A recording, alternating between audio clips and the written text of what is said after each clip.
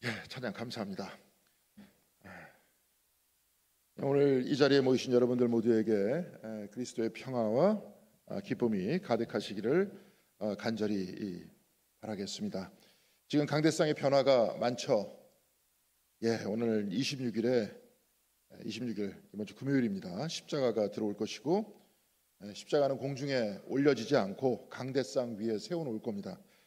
십자가를 제작하신 분께서 십자가 받침대 겸 성찬대를 지금 철로 만드셨는데, 저에게 사진을 붙여주셨습니다. 장로님들도 보셨는데, 제가 보기에도 엄청난 작품을 만들고 계십니다. 다음 주면 이제 새로운 성찬대와 십자가를 보실 수 있을 겁니다. 또한 그 바로 다음 주에 이 강대상도 바뀔 것입니다. 그리고 십자가가 세워지면 위편에 공간이 위에다 이렇게 올려놓지 않고 밑에다 세워놓기 때문에 이게 공간이 많이 남게 되는데요. 그곳에 성구를 써놓을 겁니다. 미래를 지향하는 생각으로 표준 세번역으로 된 성경 말씀을 기록할 것입니다. 유재숙 장로님께서 글자를 아름답게 써주셨는데요. 이 말씀 역시 다음 주에 보실 수 있을 겁니다. 교회가 많이 밝아졌죠? 그렇죠? LED 등으로 교체했습니다. 여태까지 천정의 전구가 자주 불이 나갔고 깜빡거리는 것도 많았는데, 그래서 그렇게 불이 나가면 위험을 감수하고 그때그때 갈아야 됐습니다. 이제 더 밝아지고 등도 이제 꽤 오랫동안 사용할 수 있게 돼서 안전 문제와 함께 예배당의 분위기도 많이 좋아졌습니다. 성가대석도 따로 생겼는데요. 언제 서실지는 제가 잘 모르겠습니다.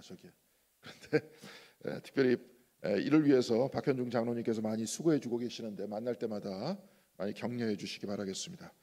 120주년을 향한 이런 예배당의 변화가 이제 우리 신앙생활의 도약으로까지 연결되어서 아름다운 역사가 우리 교회를 통해서 많이 일어나면 좋을 것 같습니다. 이제 날씨가 많이 좋아졌습니다. 이제는 아침 저녁으로 성기가 돌고요. 새벽 기도에 나올 때는 이제 매미 소리는 거의 들리지 않고 귀뚜라미 소리가 크게 들립니다. 이제는 조금씩 산책을 할 때입니다. 도심 한복판에 살고 있지만 우리 교회에 있는 쪽에는 경의선 숲길이라는 곳이 있죠. 경사지지는 않았지만 그래도 많은 나무가 있어서 그늘도 만들어주고 나무가 많이 심겨져 있어서 꽤 공기가 신선하다 하는 생각이 많이 듭니다. 숲길 양쪽에는 과거 기찻길 옆에 작은 집들이 카페나 음식점으로 많이 개조가 됐습니다. 저는 이곳 마포에 살지 않았기 때문에 그 변화가 어느 정도인지 잘 알지 못합니다. 기억하기로는 제가 대학교에 다니던 80년대 이 마포 지역을 버스로 이렇게 지나가다 보면 지금 저 애호계에 있는 동방정교회가 대단히 커다랗게 보였던 것이 기억납니다. 당시에는 정교회가 마포를 상징하는 그런 건물같이 느껴졌는데요. 지금은 그 앞에 대형 건물들이 생겨나서 교회가 어디 있는지 찾기도 쉽지가 않죠. 현재 작게 남아있는 공덕시장은 과거에 대단히 컸다고 들었습니다. 그리고 이곳은 마포입니다. 곧 포구였습니다. 서해안에서 수산물과 새우젓들과 같은 젓갈들이 들어오는 이렇게 대규모의 상권이 형성된 곳이었습니다. 그런데 지금은 더 이상 이곳은 포구가 아닙니다. 마포는 시장 상인들과 어부들이 상업활동을 하는 곳에서 지금은 회사들이 들어서 있는 비즈니스의 중심지로 바뀌었습니다. 그리고 지금도 시시각각 변하고 있습니다. 마포뿐만이 아닙니다. 서울 전체가 여태까지 변화가 많아 왔죠. 변화가 많다는 것은 그만큼 새롭게 볼거리가 많다는 것이고, 이 볼거리는 산책을 즐겁게 합니다. 어느 교회에서 가보면 등산을 하는 그 모임도 있는데요. 우리 교회는 어르신들도 많고 하니까 걷는 모임이 만들어졌으면 좋겠다 이런 생각이 듭니다. 예를 들어서 이번 주에는 경의선 숲길을 걷고, 다음 주가 되면 북촌 한옥마을을 걷고, 그 다음 주가 되면 청계천을 걷고, 그 다음 주에는 남산 성곽을 걷고, 이런 모임이 있으면 좋겠다 하는 생각을 많이 가져봤습니다. 건강에도 좋고 시시각각 변화하는 이 도시의 모양을 지켜보면서 이야기를 나누는 것도 굉장히 재미있을 것 같습니다. 이렇게 산책하면 떠오르는 철학자가 있는데요. 발터 베냐민이라는 사람입니다. 그는 도시를 산책하고 걸으면서 사색하고 떠오르는 생각들을 메모지에 옮겨졌고, 이 메모지를 책으로 만들려고 하다가 안타깝게 젊은 나이에 세상을 떠났는데요. 후대에 그의 메모지를 묶어서 아케이드 프로젝트라는 이름의 책이 출판됐습니다. 우리나라에 번역된 책은 약 300페이지짜리 6권으로 된 대작입니다. 이 중 제3권 도시의 산책자라는 책에서 베냐민은 산책자와 구경꾼을 구분하면서 이렇게 말합니다. 글이 그렇게 쉽지 않기 때문에 한번 띄어서 살펴보기로 하겠습니다. 제가 읽어드리겠습니다. 산책자와 구경꾼을 혼돈하지 말고 그 차이를 알아야 한다. 산책자는 항상 자신의 개성을 충분히 갖고 있는 반면 구경꾼에게는 개성이 사라져버린다. 개성은 외부 세계에 흡수되고 그는 자기 자신을 상실할 정도로 마비된다. 자신에게 전해지는 스펙타클한 역량 속에서 구경꾼은 몰개성적 존재로 변화된다. 그는 더 이상 인간적 존재가 아니며 대중과 군중의 일부로 되어버린다. 첫째로 산책자와 구경꾼을 혼돈하지 말고 그 차이를 알아야 한다. 산책자는 항상 자신의 개성을 충분히 갖고 있는 반면 구경꾼에게는 개성이 사라져버린다. 이렇게 말했습니다. 산책자와 구경꾼의 차이점은 산책자는 개성을 가지고 있는 사람이고 구경꾼은 개성이 사라진 사람이라는 겁니다. 구경꾼도 개성이 있었지만 있던 개성이 사라졌다는 것인데요. 그 이유는 다음 문장에 기록되어 있습니다. 개성은 외부 세계에 흡수되고 그는 자기 자신을 상실할 정도로 마비된다. 자신에게 전해지는 스펙타클한 역량 속에서 구경꾼은 몰개성적 존재로 변화된다. 구경꾼도 개성이 있는 사람이었지만 그의 개성은 외부 세계에 흡수된다. 개성이 사라진다는 표현을 베냐민은 외부 세계에 흡수된다 이렇게 말했는데요. 그가 구경하는 세상에 마음을 빼앗겨서 그가 가지고 있는 개성을 잃어버렸다 이 말입니다. 그리고 자기 자신도 마비되어 버렸다고 말하는데요. 몸이 마비된 것이 아니라 생각과 정신이 마비됐다는 겁니다. 예를 들어서 백화점에 진열되어 있는 물건을 보거나 킨텍스와 같은 거대 전시장에 있는 예술 작품을 보면서 생각도 마비돼서 얼빠진 상태로 바라본다는 겁니다. 이렇게 생각이 마비되고 개성도 사라진 사람들은 더 이상 인간적 존재가 아니며 대중과 군중의 일부분이 되어버린다고 했습니다. 그렇다면 인간적인 나라고 하는 개성을 가지고 물건이나 건물을 마음을 빼앗기지 않고 보는 사람이라는 바로 그 사람이 산책자라는 겁니다. 상품이 필요하면 사면 되는데 내가 필요해서 이렇게 사면 됩니다. 그런데 상품의 마음을 빼앗겨서 사는 경우가 우리는 굉장히 많습니다. 그래서 집에 보면 텔레비전 광고 때문에 내가 필요해서 사는 것이 아니라 그냥 환상에 빠져서 사는 경우가 많죠. 예를 들어서 여러분들 삼다수의 그 광고 선전을 보신 적이 있을 겁니다. 아이유가 나와서 이름 참 잘 지었다 이렇게 말하고 있는데요. 삼다수는 딴 게 아니라 그냥 물입니다. 그런데 그것은 물이 아니라 삼다수라는 상품으로 바뀝니다. 이런 게 다 환상인 겁니다. 광고는 사람에게 산책자가 되는 것이 아니라 구경꾼이 되기를 원하고 있습니다. 그래야 사람들이 그 환상에 빠져서 상품을 사기 때문에 그렇습니다. 그렇지 않습니까? 그래서 불필요한 것인데도 사는 것이고 물을 마시더라도 삼다수를 먹고 싶은 겁니다. 베냐민은 이 책에서 개성이 사라진 구경꾼을 잠든 사람이라고 말하고 있고 꿈꾸는 사람이다 이렇게 말하고 있습니다. 물 선전할 때 몇백 미터 안반에서 나온 물이다 이렇게 표현을 하는데요. 그 안반에 방사능이 있을 수도 있다는 말을 저는 한 강연에서 들었습니다. 안반수라는 물보다 수돗물을 정수해서 먹는 것이 건강에 훨씬 안전하다는 겁니다. 그런데 광고에서는 그런 말 하지 않죠. 옛날에 텔레비전에서 이영애 씨가 아파트 광고를 찍었는데요. LG 자이라는 아파트를 당신이기에 자이 이렇게 말했습니다. 아파트는 집일 뿐인데 왜 당신입니까? 이런 게 다 환상을 만들어내는 겁니다. 자이 아파트는 그냥 아파트가 아니라 이영애 씨와 같이 아름다운 여성이 당신이라고 부를 만큼 매력적인 아파트라는 겁니다. 베냐민은 현대 세계에 살아나갈 때 구경꾼이 되지 말고 산책자가 되라고 했습니다. 그래야 환상에 속지 않고 자기 자신을 지킬 수 있다는 겁니다. 베냐민은 구경꾼이 산책자로 되돌아가기 위해서는 환상이라는 꿈에서 깨어나야 한다고 했는데요. 그는 이것을 각성이라고 했습니다. 구경꾼이 각성해서 산책자가 될 때 물건을 팔기 위해 광고나 분위기로 환상을 만들어내는 세상에서 자기 자신을 지킬 수 있다는 겁니다. 개성으로 돌아간다는 것은 다른 말로 자기 자신으로 돌아간다는 말입니다. 눈밖에 환상으로 보는 물건보다 내 자신이 훨씬 더 중요하다는 겁니다. 마태복음 6장 25절에 주님께서는 말씀하셨습니다. 목숨이 음식보다 소중하지 않느냐? 몸이 옷보다 소중하지 않느냐? 결국 내 목숨과 몸 때문에 음식과 의복이 있는 것인데 환상에 빠져버리면 음식과 의복을 위해서 내 몸과 영혼을 빼앗긴다는 것 아닙니까? 베냐민은 개성을 지켜낸다. 자기 자신이 되기 위해서는 각성한다. 이렇게 말했지만 우리에게 나 자신에게로 돌아간다 하는 것은 내 존재와 영혼으로 돌아간다. 바로 이 말입니다. 주일 11시가 되면 우리나라 곳곳에 수많은 교회에서 동시에 예배를 드립니다. 군대에서나 관공서에서는 그런데 이런 예배를 종교 행사다 이렇게 말하는데요. 하나의 문화 행사라는 겁니다. 예배가 문화 행사라면 예배를 드리는 것은 문화 행사에 참여하는 것일 겁니다. 지금도 교회 밖 사람들은 하나님을 믿는다, 예수를 믿는다 이렇게 말하지 않고 우리가 교회를 믿는다 이렇게 말하지 않습니까? 교회를 믿는다, 문화 행사에 참여한다는 사람을 우리는 구경꾼이라고 얘기할 수 있을 겁니다. 베냐민은 구경꾼과 산책자를 구분하면서 자기 자신의 개성, 곧 나 자신을 잃지 않는 사람을 산책자라고 했습니다.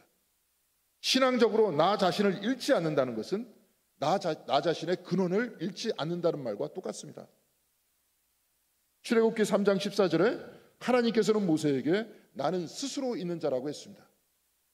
스스로 있는 자, 스스로 존재하는 분은 오직 하나님 한 분뿐입니다. 우리는 스스로 존재하는 것이 아니라 하나님으로 인하여 존재합니다. 하나님에 의존하고 있다는 겁니다. 하나님이 있어야 내가 있다는 말입니다. 그래서 나의 개성을 잃지 않는다, 내 자신을 잃지 않는다 하는 것은 나의 근원 되시는 하나님을 잃지 않는다. 바로 이 말입니다. 그래서 우리는 교회 믿는다고 하지 않습니다. 이곳에 모인 이유는 나의 근원 되시는 하나님을 찾아서 이곳에 온 겁니다. 교회 믿는다, 종교 행사에 참여한다 하는 구경꾼을 교회 다니는 사람 이렇게 말할 수 있겠지만 내 생명의 근원을 찾는다, 그리고 근원 되시는 하나님을 만나고 알기 원한다면 그는 구경꾼이 아닌 산책자, 자신의 개성을 잃지 않는 사람, 곧 신앙인이라고 말할 수 있을 것입니다. 그래서 우리는 교회 다니는 사람으로 지금 이 자리에 앉아 있는 것이 아니라 신앙인으로서 이 자리에 앉아 있는 것입니다. 사랑하는 성도 여러분, 여러분들은 어떻게 오늘 이 자리까지 오게 됐습니까? 이 자리에는 모태 신앙인 분도 계시고 친구나 지인의 인도로 신앙을 갖게 되신 분들도 계십니다. 상식적인 눈으로 보면 부모님이 교회 다니셨으니 이것이 자연스럽게 나의 습관이 됐다고 할 수 있고 친구가 인도해서 여태껏 교회 다니게 됐다 이렇게 말할 수도 있을 겁니다. 그러나 오늘 우리가 읽은 구약과 신약의 본문의 말씀은 우리가 이곳에 앉아있는 이유를 그렇게 말씀하고 있지 않습니다. 오늘 우리가 읽은 예레미야서 1장과 누가복음 13장에서는 하나님께서 우리를 이 자리로 부르셨다라고 말씀하고 있고 우리는 이 부름에 응답했다고 증언하고 있습니다. 먼저 예레미야 1장 4절에서 5절까지 하나님께서는 예레미야를 부르시면서 이렇게 말씀하십니다. 여호와의 말씀이 내게 임하여 이르시되 내가 너를 모태에 짓기 전에 너를 알았고 내가 배에서 나오기 전에 너를 성별하였고 너를 여러 나라의 선지자로 세웠노라 하시기로. 하나님께서는 모태에 짓기 전부터 예레미야를 알고 계셨다고 하시면서 그가 태어나기 전에 어머니의 모태에서부터 그를 성별하시어 선지자로 부르셨다고 말씀하고 있습니다. 하나님께서는 모태에 잉태되기 전부터 예레미야를 아셨고 세상에 나기 전부터 그를 성별했다고 하셨는데요. 그런데 하나님께서는 예레미야만 알고 계셨던 것입니까? 오직 그만 특별 케이스로 알고 계셨고 다른 사람들은 잘 알지 못했던 것입니까? 그렇다면 우리는 하나님도 모르게 이 세상에 태어난 겁니까? 창세기 제1장 1절에는 태초에 하나님이 천지를 창조하시니라 이렇게 되어 있습니다. 천지란 우주입니다. 전체입니다. 창세기 제1장은 이 전체 우주 안에 어떤 피조물이 있는지를 말씀하시면서 이들의 존재는 하나님의 말씀으로 곧 당신의 명령으로 이 세상에 나왔다고 증언하고 있습니다. 빛도 하나님의 말씀으로 명령하시니 생겨났고 바다와 강도 하나님의 말씀으로 명령하시니 생겨났습니다. 식물과 동물들도 모두 말씀으로 인해 곧 당신의 명령으로 인해 생겨났습니다. 단 하나도 하나님의 말씀과 명령 없이는 나온 것이 없습니다. 이것을 요한복음 1장 3절에는 그가 없이 생겨난 것은 하나도 없다 이렇게 말씀하고 있습니다. 창세기와 요한복음에 의하면 여러분들 한 분 한 분은 하나님의 말씀과 명령에 의해서 지금 이곳에 계신 겁니다. 하나님께서 말씀하셔서 생명을 가지신 것이고 하나님이 부르셔서 이곳에 계신 겁니다. 또한 이사야서 45장 4절에서 6절까지 이스라엘을 부르신 하나님께서는 이렇게 말씀하십니다. 앞에 화면을 통해서 한번 다 같이 봉독해 보도록 하겠습니다. 내가 너를 지명하여 부른 것은 나의 종 야곱, 내가 택한 이스라엘을 도우려고 함이었다. 내가 비록 나를 알지 못하였으나 내가 너에게 영예로운 이름을 준 까닭은 바로 여기에 있다. 나는 주다. 나밖에 다른 이가 없다.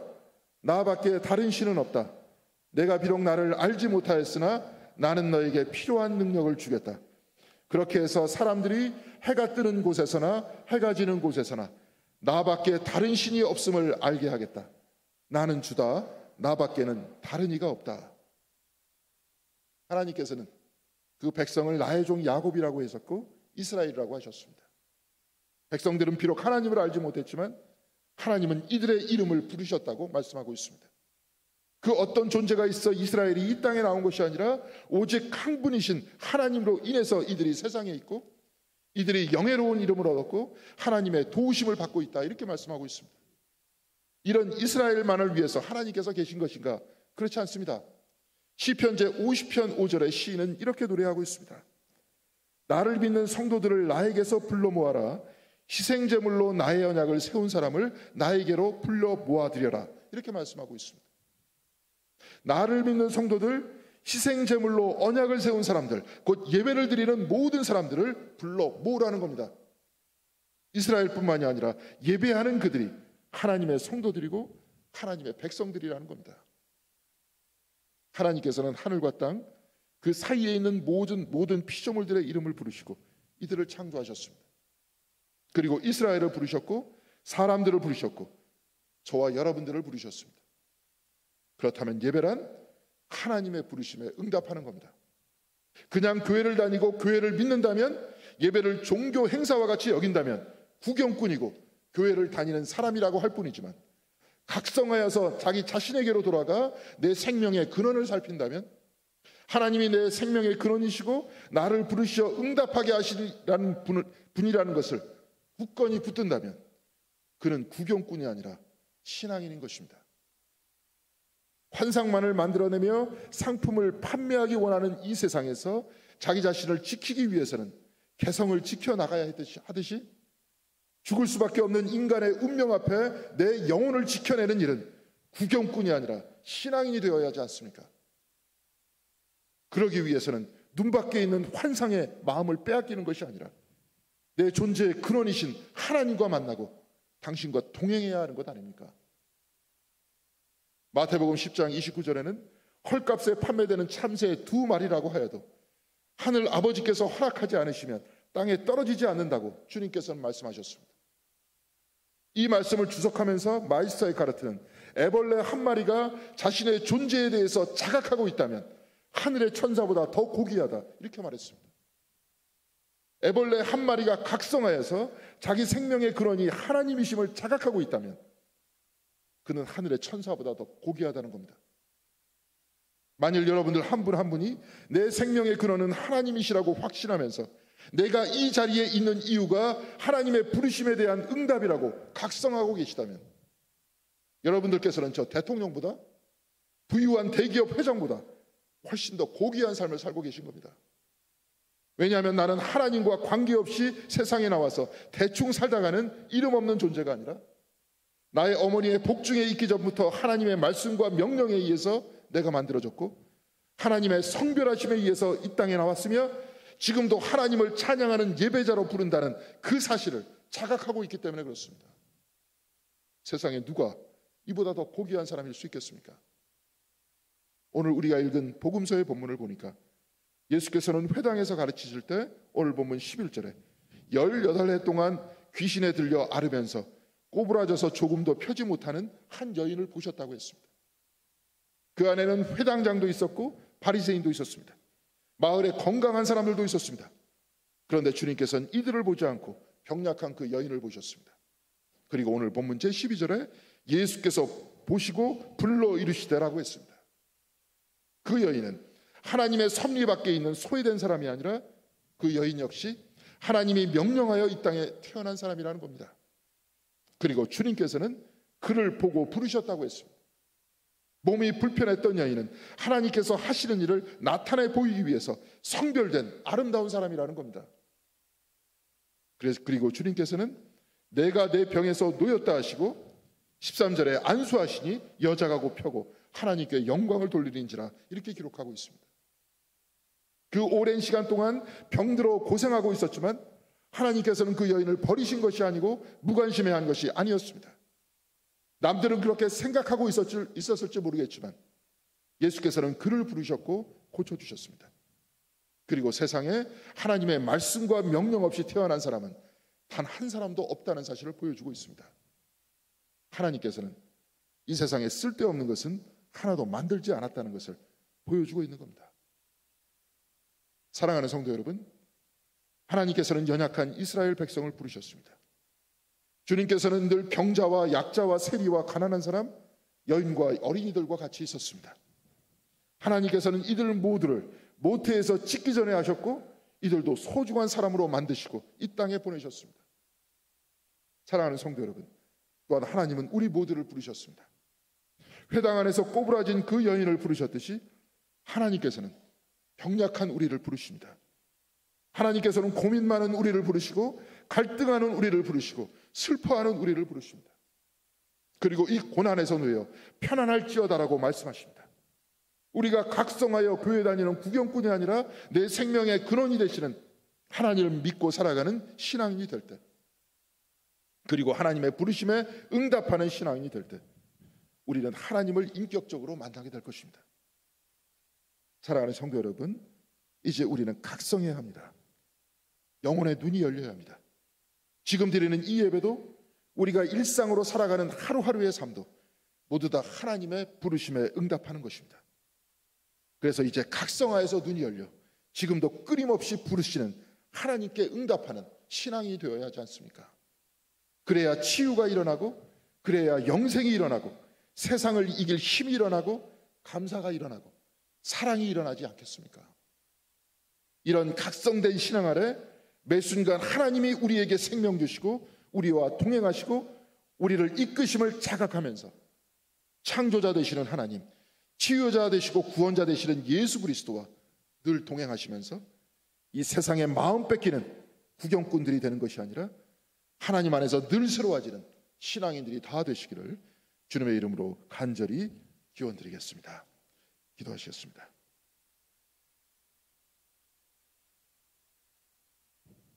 주님, 우리는 왜 우리가 이 세상에 왔는지 지금 모르고 있습니다. 그리고 이 세상은 온갖 환상을 만들어내면서 우리 자신에게로 되돌아가지 못하게 만들고 있습니다. 물건의 마음이 빼앗기게 만들고 있고, 상품의 물건이 빼앗기게 만들고 있고, 이념에 우리의 마음이 빼앗기게 만들고 있고, 또한 세상의 건물에 우리의 마음이 빼앗기게 만들고 있습니다. 그러나 주님, 우리 영혼의 눈을 열어주셔서 우리로 하여금 우리의 근원으로 돌아갈 수 있도록 인도하여 주시옵소서. 내 생명의 근원이 누구이신지를 성찰할 수 있도록 도와주시옵시고, 그런 대신은 하나님을 인격적으로 만날 수 있는 신앙의 자리에 인도하여 주시옵소서.